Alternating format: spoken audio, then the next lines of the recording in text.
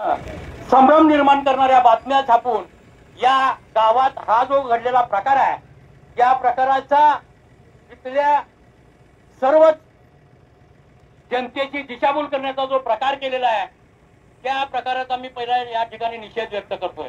बांधवानो, हे सावतामळ्याचं गाव आहे असं सर्वजण सांगतात.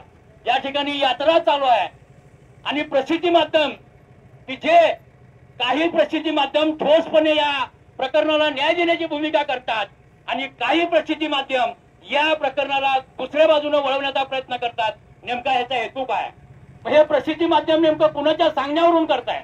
हे प्रसिद्धी माध्यम नेमकं कुठल्या पद्धतीनं हे तपास करायला पाहिजे असं सांगतंय?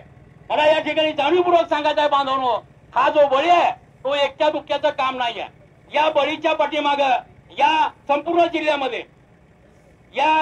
जिल्ह्यामध्ये अशा पद्धतीनं बळी घेऊन एक दहशत निर्माण करण्याचं काम हे कुणी गुंड करत आहेत का? हे कुणी नराधम करत आहेत का? आणि यांना पोलीस प्रशासनातील काही जबाबदार अधिकारी पाठीशी घालत आहेत का? हा आमचा प्रश्न आहे. म्हणून हे प्रकरण या ठिकाणी तपास न करता सीआयडीकडे तपास द्यावा अशी आमची पहिली मागणी आहे बांधवांनो. दुसरी महत्वाची गोष्ट अशी आहे की यापूर्वी 4 वर्षापूर्वी याच सोलापूर जिल्ह्यामध्ये मंगळवेढा तालुक्यात अशाच पद्धतीनं नरबळी झालेला आहे.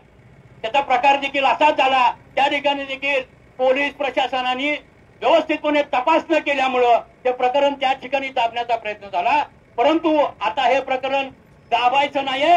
हे प्रकरण उचलून धरण्यासाठी या सोलापूर जिल्ह्यातील बहुजन समाजातील सर्व माता भगिनी या ठिकाणी आलेल्या आहेत. हे पोलीस प्रशासनाने लक्षात ठेवलं पाहिजे.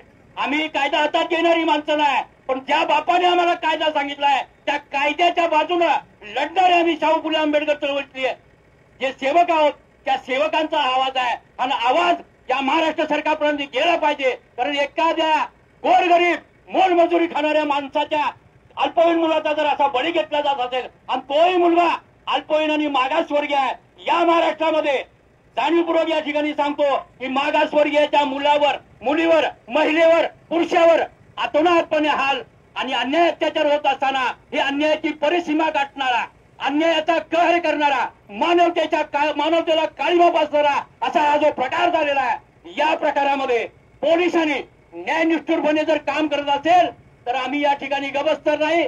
आम्ही याच्याही पुढचं उग्र आंदोलन करू आणि कार्तिक खंडाळे सारख्या असे किती जर लोक या महाराष्ट्रामध्ये ज्याने अशा घटनेला खत पाणी घातलेलं आहे ते भविष्यात आम्ही उकरून काढण्याचा प्रयत्न करू. एवढंच या ठिकाणी सांगतो. धन्यवाद. जय भीम. सर्व महापुरुषांना विनम्र अभिवादन करतो. या घटनेच्या निषेध मोर्चामध्ये उपस्थित विविध संघटनेचे पदाधिकारी, कार्यकर्ते, माता भगिनींनो, प्रथमतः मी बहुजन समाज पार्टी माढा विधानसभेच्या वतीनं घटनेचा तीव्र निषेध करतो. उपस्थित पार्टीचे जिल्ह्याचे अध्यक्ष सन्माननीय बबलूजी गायकवाड, सुनील जोवळ असतील, एनजी नाना असेल, आमचे दीपक ताकतोडे असतील, पोलीस बांधव असतील, बांधवांनो, कमजोर आहे अशा पाठवण्याचा प्रयत्न केला जातो. त्यामुळे माझी लोकांना त्या कोणी याच्या पाठीमागे तसं माझी चांगलं आहे की थोडं आता कमजोर राहिलेलं आहे. बाबासाहेबांचा कायदा सर्वांना करतोय आणि हे धूमसैनिक त्याला कधीच माफ करणार नाही. मागच्या काही महिन्यामध्ये वर्षामध्ये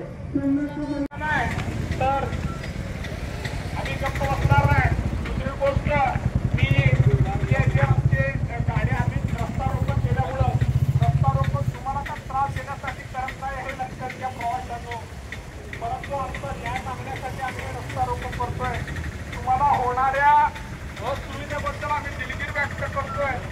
आणि आता बोलणाऱ्यांनी थोडक्यात बोलून हे रस्ता रोको थांबवावं अशी मी आपल्याला विनंती.